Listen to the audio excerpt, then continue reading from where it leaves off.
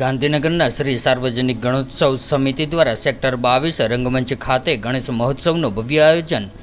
ભાદરવા સુદ ચોથ શનિવારથી ગણેશ ચતુર્થીનો શુભારંભ થયો છે, જેને લઈને ગુજરાત સહિત સમગ્ર દેશમાં ઠેર ઠેર ભાવિક ભક્તો દ્વારા ભવ્ય ઉજવણીની તડામાર તૈયારીઓ આરંભી દેવામાં આવી છે।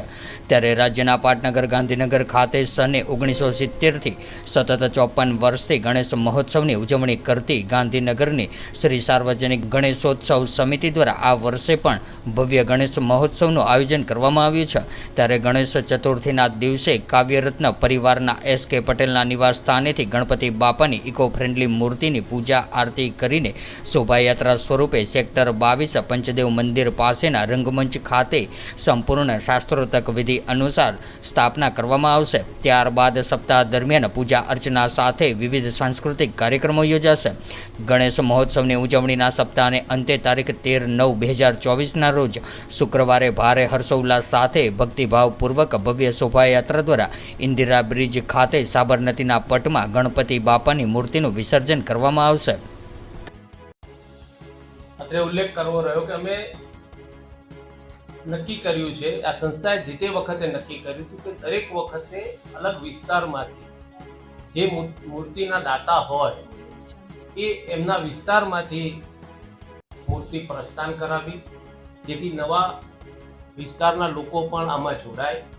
અને એ જ ભાવનાથી ગઈ વખતે સેક્ટર 7માંથી કર્યું હતું, એ પહેલાં સેક્ટર 1માંથી કર્યું હતું। આ વખતે સન્માન્ય એસ.કે. પટેલજીને ત્યાંથી રાધેસણથી યાત્રા શરૂ થવાની છે। 7મી તારીખે સવારે 10 વાગે આપ સર્વને આમંત્રણ છે। અને આવી જ રીતે અલગ અલગ વિસ્તારમાંથી લોકો જોડાય એવો અમારો અઠાગ્રહ રહે છે। અને આ જ રીતે આપનો સહયોગ મળતો રહે એવી અમારી અભ્યર્થના છે। એમાં તમામ સમાજના લોકોને આમંત્રણ આપવામાં આવે છે અને રોજ દૈનિક અલગ અલગ સેગમેન્ટના ફેટર્નિટીના લોકો આવે એવો અમારો અઠાગ્રહ રહે છે। અને લોકો નિસ્વાર્થપણે આવે છે એ માટે એમનો પણ અમે આભાર માનીએ છીએ।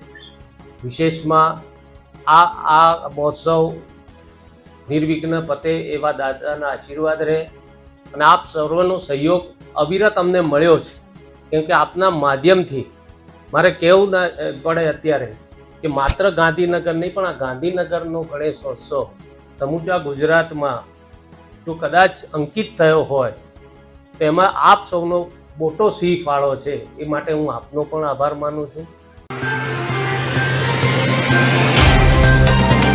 तो व्हाट्सएप, ट्विटर, फेसबुक, इंस्टा जहाँ भी आपका अकाउंट है, इसे शेयर बटन के द्वारा वहाँ पर शेयर करें।